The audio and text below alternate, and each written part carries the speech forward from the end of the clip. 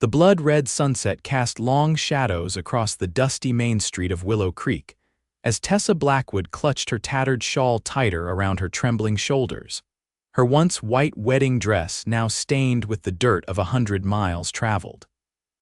She hadn't eaten in 3 days, and the promise of a new life was fading with each faltering step. She took toward the only lit building in town, a saloon where raucous laughter spilled out into the growing darkness. Tessa had fled a marriage arranged by her uncle, fled on her wedding day to a man 40 years her senior, who had already buried 3 wives. Now, at 22, she found herself alone in a town she didn't know, with nothing but the clothes on her back and a small locket containing her mother's portrait. Her legs buckled beneath her as she approached the saloon steps, her vision blurring from weakness. Inside the Willow Creek saloon, Yates Daniels leaned against the bar, nursing a whiskey and watching the poker game in the corner with disinterest. At 30, Yates had already made a name for himself as one of the most respected ranchers in the territory. His cattle operation, the Broken Arrow, was 3 miles outside town, and his visits to Willow Creek were becoming increasingly rare as he focused on expanding his ranch.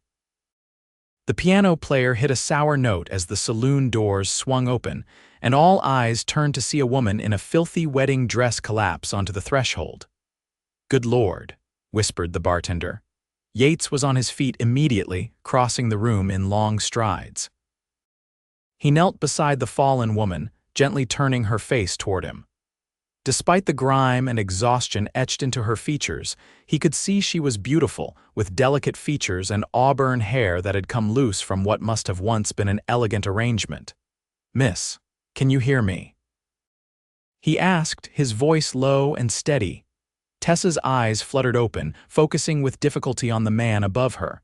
His face was weathered from years under the sun, but his blue eyes were kind beneath the brim of his hat. "Water," she whispered, her throat raw from thirst. Yates nodded to the bartender, who quickly brought over a glass. He held it to her lips, supporting her head as she drank greedily. "Someone go fetch Doc Mason," Yates called over his shoulder, and a young cowboy hurried out the door. Tessa finished the water and felt strength enough to speak. She gripped Yates's arm with surprising force. "Please," she whispered, her voice barely audible above the murmurs of the crowd. "Please take me away from here. I cannot go back." Yates studied her face, noting the fear in her eyes and the desperation in her grip. Without hesitation, he answered, "You're already mine to protect, madam. No one's taking you anywhere you don't want to go." The doctor arrived minutes later, confirming what was obvious to everyone: the woman was suffering from exhaustion and starvation. He recommended rest and gradual nourishment. "She needs somewhere quiet to recover," Doc Mason said, looking pointedly at Yates. "She'll come to the Broken Arrow," Yates said without hesitation. "Mrs. Hoffman can look after her." The news of a mysterious bride arriving in Willow Creek spread faster than wildfire. By the time Yates carried Tessa to his wagon, a small crowd had gathered outside the saloon. Among them stood Sheriff Wallace, his expression stern as he approached. "Daniels, who is this woman?" he asked, eyeing Tessa suspiciously. "A lady in need of assistance," Yates replied firmly. "That's all that matters right now. We got a telegraph about a runaway bride from Silverdale, Judge Blackwood's niece. He's offering a substantial reward for her return." Tessa stiffened in Yates's arms, her fingers digging into his shirt. "Please," she whispered again, "don't send me back." Yates looked down at her, then back at the sheriff. "This woman is under my protection now. If Judge Blackwood has concerns, he can come talk to me directly," the sheriff sighed. "You're taking responsibility for her then?" "I am. Fine, but this isn't over, Daniels." Yates placed Tessa carefully in his wagon, covering her with a blanket before climbing up beside her. As they rode away from town, she remained silent, staring up at the emerging stars. "Thank you," she finally said, her voice stronger now. "My name is Tessa Blackwood." "Yates Daniels," he replied, keeping his eyes on the road. "You're safe now, Miss Blackwood. We'll sort everything out once you've recovered." The Broken Arrow ranch house was modest but well built, with a wide porch and solid walls that kept out the worst of the winter cold and summer heat. Mrs. Hoffman, Yates's housekeeper, was waiting at the door when they arrived, her face a mixture of concern and curiosity. "Good heavens, Mr. Daniels, what have you brought home this time?" "Mrs. Hoffman, this is Miss Blackwood. She needs food, a bath, and rest in that order." The older woman nodded briskly. "I'll prepare the guest room and heat some soup." Over the next few days, Tessa slowly regained her strength under Mrs. Hoffman's attentive care. Yates kept his distance, giving her space to recover while he attended to ranch business. But each evening, he would inquire after her health, and by the third day, she was well enough to join him for dinner. Dressed in clothes borrowed from Mrs. Hoffman, a simple blue dress that was a bit large on her slender frame, Tessa entered the dining room with hesitant steps. "Miss Blackwood," Yates stood as she entered, "it's good to see you on your feet." "Please call me Tessa," she said, taking the seat he offered. "And thank you for your hospitality. I don't know what would have happened if you hadn't helped me." "I'm just glad you're recovering," he said, serving her a generous portion of beef stew. "But I think it's time we discussed your situation. Sheriff Wallace mentioned your uncle." Tessa's face fell. "My uncle arranged for me to marry a man named Horace Thornton. He's 65, a business associate of my uncle's, and he's buried 3 wives already." Her voice trembled slightly. "My parents died last year, leaving me in my uncle's care. He sees me as nothing more than a burden to be bartered away." Yates's expression darkened. "So you ran." "On my wedding day, I couldn't go through with it." She looked up at him, her green eyes defiant despite her vulnerability. "I'd rather starve than be sold like cattle." "No one's sending you back," Yates said firmly, "but your uncle will likely come looking for you. Willow Creek isn't that far from Silverdale." "What can I do? I have no money, no family to turn to." Yates considered for a moment. "You could stay here, work for me. Mrs. Hoffman could use the help, and it would give you time to decide your next move." Relief washed over Tessa's face. "I accept. I'm a quick learner, and I promise I won't be a burden." "It's settled then." Yates nodded, surprised at the satisfaction he felt knowing she would remain. "Welcome to the Broken Arrow, Miss Tessa." The next morning, Tessa began her duties alongside Mrs. Hoffman, learning the rhythms of ranch life. Though she had been raised in relative comfort, she attacked each task with determination, from churning butter to collecting eggs from the temperamental hens. Yates observed her adaptation with quiet admiration. He had expected complaints or struggle from a woman clearly raised in gentler circumstances, but Tessa showed a resilience that impressed even the ranch hands. A week after her arrival, Yates found Tessa on the porch, watching the sunset with a peaceful expression that transformed her already beautiful face into something that made his heart stutter. "May I join you?" he asked, and she nodded, making room on the bench. "Your ranch is beautiful," she said. "I've never seen such open space before." "It can be lonely," he admitted, "but there's freedom in it too." "Freedom," she repeated, savoring the word. "That's what I was seeking when I ran. I never expected to find it." "Have you?" he asked, genuinely curious. She turned to look at him, her eyes reflecting the fading light. "I think I'm beginning to." Their conversation was interrupted by the sound of approaching horses. Yates stood, his hand instinctively moving to the revolver at his hip as he recognized Sheriff Wallace alongside a well-dressed older man on an expensive horse. "Stay here," he told Tessa, but she was already on her feet. "It's my uncle," she whispered, her face pale with fear. Judge Maxwell Blackwood dismounted with the stiffness of a man unused to riding long distances. His expensive suit was dusty from the road, but his bearing remained imperious as he approached the house. "There you are, Tessa," he said, his voice cold with controlled anger. "You've caused quite enough trouble. It's time to come home."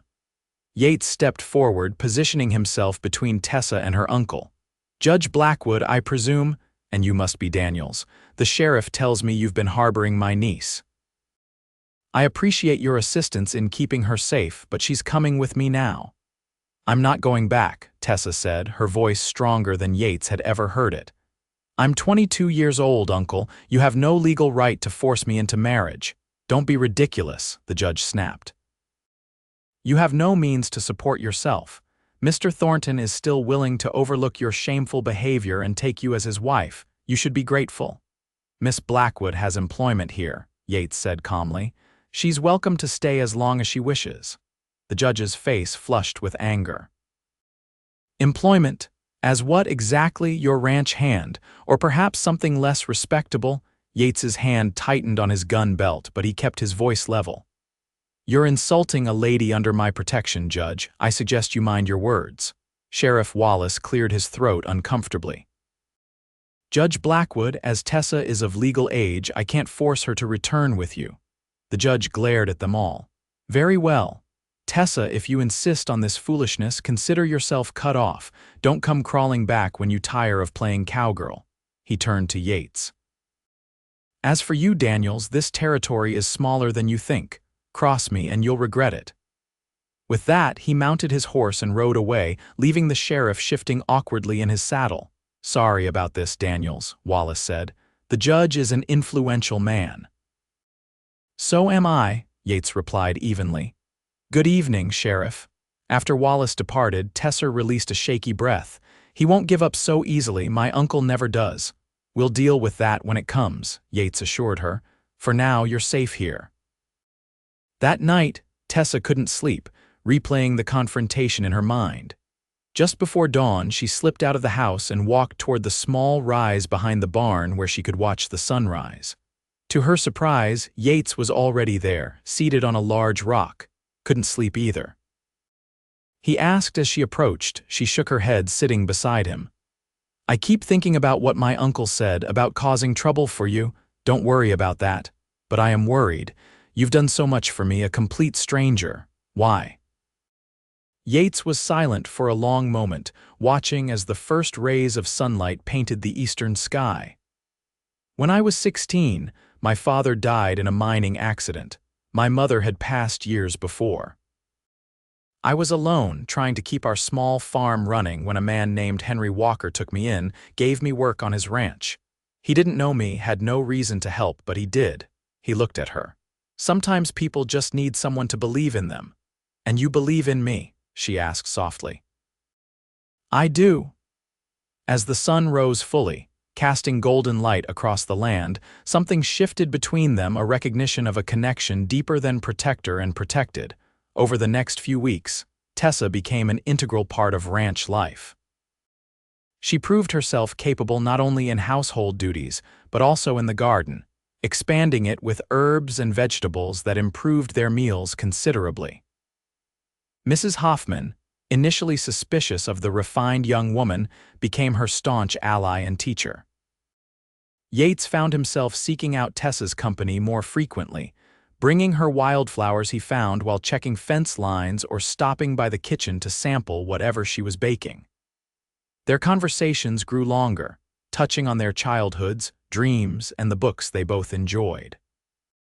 "I never expected a rancher to have such a library," Tessa remarked one evening as they sat in his study, surrounded by shelves of books. "My mother was a schoolteacher," he explained. "She believed education was the greatest gift she could give me."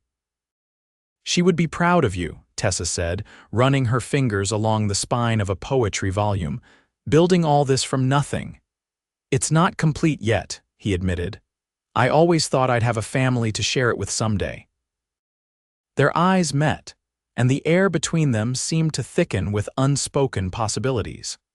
The peaceful rhythm of their days was interrupted in early July when one of the ranch hands galloped into the yard, shouting for Yates. Cattle rustlers had been spotted on the North Range, driving off nearly 30 head. "I need to go," Yates told Tessa as he checked his rifle. "We can't afford to lose those cattle." "Be careful," she said, her face tight with worry. "We'll be back by nightfall," he promised, mounting his horse. But nightfall came and went with no sign of Yates or his men. Tessa paced the porch until midnight, jumping at every sound. When she finally saw riders approaching in the moonlight, she ran down the steps, relief flooding through her. The relief turned to fear when she saw Yates slumped in his saddle, supported by one of his men. His shirt was dark with blood.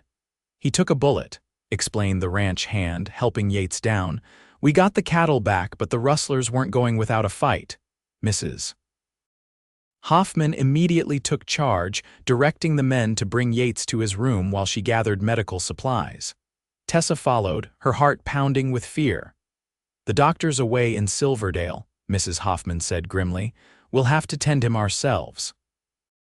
For the next few hours, Tessa assisted Mrs. Hoffman in cleaning and bandaging Yates's wound, a bullet graze along his ribs that, while painful, had fortunately not penetrated deeply. Through it all, Yates drifted in and out of consciousness, sometimes muttering instructions about the ranch, sometimes calling Tessa's name. By dawn, his fever had broken, and he opened his eyes to find Tessa dozing in a chair beside his bed, her hand resting on his arm. "Tessa," he whispered, and she immediately awoke, her face lighting up with relief. "You're awake. How do you feel?" "Like I got kicked by a mule," he grimaced, trying to sit up. "Don't move," she ordered, gently pressing him back against the pillows. "You need to rest." He caught her hand in his. "You stayed with me all night." "Of course I did." Her voice softened. "I was so afraid we might lose you." "It takes more than some cattle rustler's poor aim to keep me down," he said, attempting a smile that turned into a wince of pain. "Just rest," she said, squeezing his hand. "Everything else can wait." Over the next week, Tessa rarely left Yates's side, reading to him, changing his bandages, and ensuring he took the herbal remedies Mrs. Hoffman prepared. Their closeness grew with each passing day, as did Tessa's awareness of her deepening feelings for him. One evening, as sunset painted the room in warm hues, Yates watched Tessa arrange fresh wildflowers by his bedside. "You know," he said quietly, "I used to think this ranch was all I needed.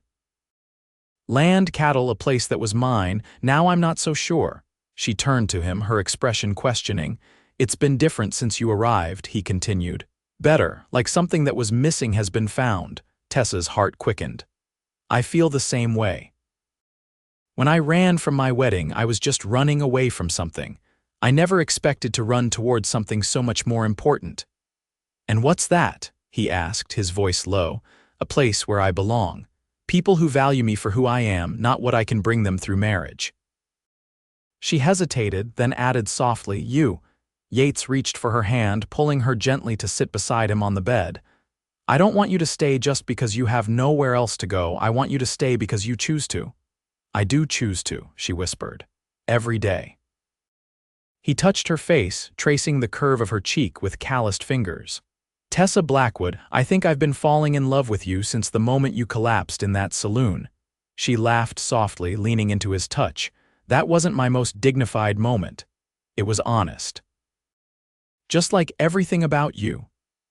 When their lips finally met, it felt to Tessa like coming home, a place she hadn't known existed until that moment. By August, Yates was fully recovered and the ranch was thriving. Tessa had moved into a routine that complemented his, managing the household while he handled the cattle operation. They spent evenings planning improvements to the ranch, a larger garden, an expanded house, maybe even a small orchard. "I received a letter from Mrs. Walker today," Yates mentioned one evening as they sat on the porch swing he had built for Tessa. "Henry passed last winter." "Oh, Yates, I'm sorry," Tessa said, knowing how much he had cared for his mentor. "She's decided to sell their ranch and move east to live with her daughter." He paused, looking out over the land. "She's offering me first chance to buy it. It borders our north pasture, would nearly double our grazing land." "That would be wonderful for the Broken Arrow." He turned to her, taking her hands in his. "I've been thinking it wouldn't just be for the Broken Arrow, it would be for us, for our future." He took a deep breath. "Tessa, I know we haven't known each other long, but I can't imagine my life without you now. Will you marry me?" Tears filled Tessa's eyes as she nodded. "Yes," she whispered. "Yes, I will." Their wedding was a simple affair held in the town church. Most of Willow Creek turned out for the celebration, curious about the mysterious bride who had first appeared half dead in a wedding dress, and was now marrying one of the territory's most eligible bachelors. Even Sheriff Wallace offered his congratulations, informing them that Judge Blackwood had apparently given up his pursuit of Tessa after learning of her impending marriage to a successful rancher. "Seems he's more concerned with appearances than anything else," the sheriff remarked. "Figures it's better to say his niece made a good match than admit she ran away from the one he arranged." Tessa didn't care about her uncle's motivations. Standing beside Yates as they exchanged vows, she felt only gratitude for the twist of fate that had brought her to Willow Creek and into the arms of a man who saw her true worth. That night, as Yates carried her across the threshold of their home, now truly hers as well, Tessa remembered their first meeting, how desperate and afraid she had been. "I still can't believe you took in a half-starved, filthy runaway bride," she said as he set her down in the entryway. "Best decision I ever made," he replied, kissing her softly. "You said I was already yours that night," she reminded him. "Did you know even then?" He smiled, tucking a strand of hair behind her ear. "I think part of me did, some things you just know in your bones." As winter descended on the Broken Arrow, Tessa and Yates settled into married life with an ease that surprised them both. They purchased Henry Walker's ranch, expanding their operation and hiring additional hands to manage the increased workload. Mrs. Hoffman, despite her grumbling about young love making fools of everyone, beamed with approval at their happiness. In late January, as snow blanketed the landscape, Tessa shared news that brought tears to Yates's eyes. She was expecting their first child, due in late summer. "A baby," he whispered, placing his hand reverently on her still flat stomach. "Our baby. The first of many, I hope," she said, covering his hand with hers. "As many as you want," he promised. "We'll fill this house with children, laughter, love." By spring, the Walker property had been fully integrated into the Broken Arrow, and Tessa's condition was becoming evident beneath her dresses. They decided to expand the house, adding rooms for their growing family and improving the kitchen that had become Tessa's domain.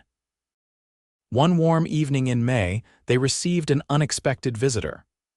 Tessa was in the garden when she heard the sound of an approaching carriage. Looking up, she recognized her uncle's driver and felt a momentary panic before Yates appeared at her side, his presence steadying her. Judge Blackwood looked older than when she had last seen him, his face more lined, his posture less commanding. He eyed Tessa's rounded figure with raised eyebrows before turning to Yates. "Mr. Daniels," he acknowledged stiffly. "I see my niece has settled into ranch life. Mrs. Daniels has taken to it quite naturally," Yates replied, emphasizing Tessa's married name. "What brings you to the Broken Arrow, Judge?" The older man hesitated, then said, "I came to make amends, and to deliver something that belongs to Tessa." From his pocket, he withdrew a small leather pouch. "Your mother's jewelry. It should have come to you when you turned 21, but I withheld it. That was wrong of me." Tessa accepted the pouch with trembling hands. Inside were her mother's pearl earrings, a gold bracelet, and a diamond brooch, family heirlooms she had thought lost forever. "Thank you," she said softly, surprised by the gesture. "Your parents would be proud of what you've built here," her uncle said, his usual formality cracking slightly. "They always wanted you to find your own path. I should have respected that." After her uncle departed, Tessa stood in the yard, clutching the jewelry and watching the carriage disappear down the road. "Are you all right?" Yates asked, wrapping his arm around her shoulders. "Yes," she said, leaning into him. "Better than all right. I feel free, truly free." "You've been free since the day you ran," he reminded her. She shook her head. "No, I was still running from something then. Now I'm not running at all. I'm exactly where I want to be." Their son, Henry Maxwell Daniels, was born on a sweltering August day, arriving with a healthy cry that echoed through the ranch house. Yates paced outside the bedroom until Mrs. Hoffman finally allowed him in to see his wife and newborn child. The sight of Tessa holding their son, her face tired but radiant with joy, brought Yates to his knees beside the bed. "He's perfect," he whispered, gently touching the baby's tiny hand. He has your eyes, Tessa said, smiling as the infant wrapped his fingers around his father's thumb. And your determination, Yates added, noticing the strong grip. He'll be running the ranch before we know it. As autumn painted the landscape in golds and reds, the broken arrow flourished. Yates's cattle fetched top prices at market, and his breeding program was gaining recognition throughout the territory. Tessa's garden produced enough to sell excess vegetables and preserves in town, creating another source of income for the ranch. On the anniversary of Tessa's arrival in Willow Creek, Yates surprised her with a gift, a silver locket to replace the worn one containing her mother's portrait. "Open it," he urged, and she discovered it held tiny portraits of both Yates and baby Henry. "So you'll always carry your family with you," he explained, fastening it around her neck. "My family," she repeated, savoring the words. "Sometimes I still can't believe how much my life has changed in just 1 year. Do you ever regret it?" he asked, "running away that day?" She touched the locket, then reached for his hand. "Never. It was the first time in my life I truly listened to my heart, and my heart led me straight to you." That night, as they stood on the porch watching the stars emerge, Tessa recalled the desperate whisper that had escaped her lips when she first met Yates. "Please take me." His answer then had been a promise that he had kept every day since. "You're already mine." And as he pulled her close against the evening chill, she knew with absolute certainty that she was exactly where she belonged, not because she had nowhere else to go, but because she had chosen this life, this man, this love that had transformed a starving bride into a woman who had found not just sustenance but fulfillment beyond anything she could have imagined.